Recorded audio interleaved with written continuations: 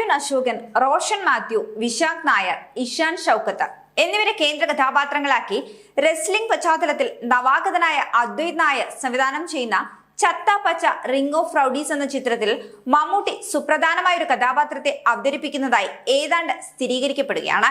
ചിത്രത്തിലെ കഥാപാത്രങ്ങളെ കുറിച്ച് പല അഭ്യൂഹങ്ങളും പരക്കുന്നുണ്ടെങ്കിലും റെസ്ലിംഗ് കോച്ചായിട്ടാണ് മമ്മൂട്ടി അഭിനയിക്കുന്നതെന്നാണ് റിപ്പോർട്ടുകൾ സൂചിപ്പിക്കുന്നത്. ചിത്രത്തിന്റെ കഥാഗതിയിൽ അതിനിർണായകമായ ഒരു ഘട്ടത്തിലാണ് ഈ ഒരു കഥാപാത്രത്തിന്റെ കടന്നുവരവെന്നും സൂചനയുണ്ട്.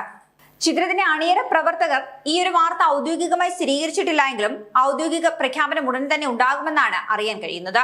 ഒരു ക്യാമിയോ റോളായിരിക്കുമെന്ന ചില റിപ്പോർട്ടുകൾ ഉണ്ടെങ്കിൽ പോലും 5 ദിവസത്തോളം അഭിനയിക്കേണ്ട സുപ്രധാനമായ ഒരു കഥാപാത്രമാണ് മമ്മൂട്ടിയുടേതെന്നും കരുതുന്നു. ഈ ചിത്രത്തിന്റെ മറ്റു ഭാഗങ്ങൾ മുഴുവനും പൂർത്തിയാക്കിയിട്ടുണ്ട്.